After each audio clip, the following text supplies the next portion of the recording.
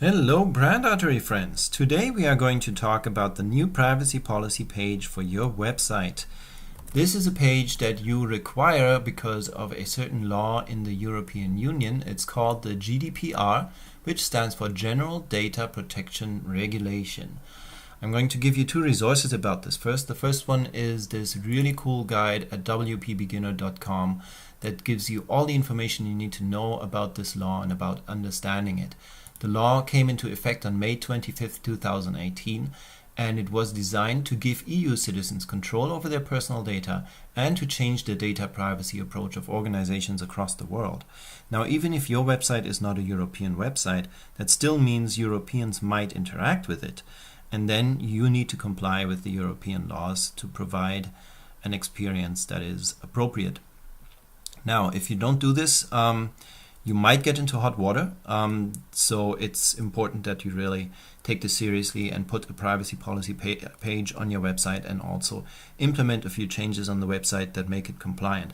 I have taken care of these changes for you, but I'm going to need to work together with you on the actual privacy policy page, and that is going to lead us to the second resource in a moment. Let's look at a website that I have recently built. It is Nelia's website. And you will see that if you scroll down to the bottom of Nelia's website, there is a link to the privacy policy. I'm going to do the same for your website. So if you are going to have a privacy policy page, it will always appear in the footer of your website, and it's going to be accessible from any page. So if I go to her bio page and I scroll down, there's the footer and there's the link to the privacy policy. And in here we see a template that WordPress provided to us WordPress users at the end of May 2018 to make it really simple for us to make that page. So this template is already most of what we need. Now, the one thing is that you're going to see here are a few headlines that have nothing below them. So that's where we get to the second resource. The second resource is a guide that is actually written by WordPress and then reprinted here on this blog.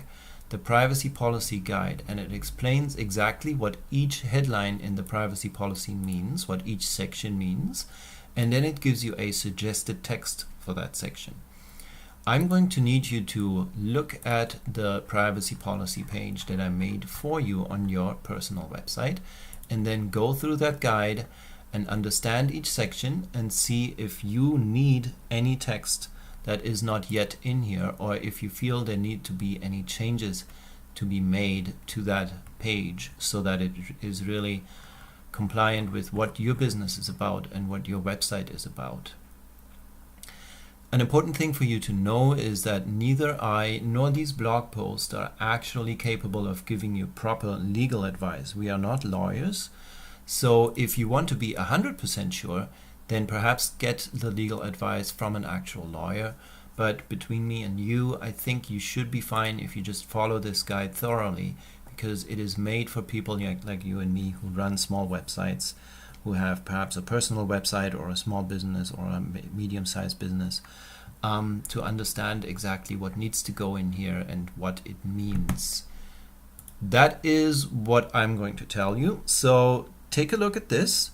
If you have any questions or comments, you can leave them in the comment section below this video, or you can also, of course, always contact me via email. And again, the links to these two resources are going to be available in the comment section in the description of this video. So thank you very much for watching, and I will talk to you soon. Bye.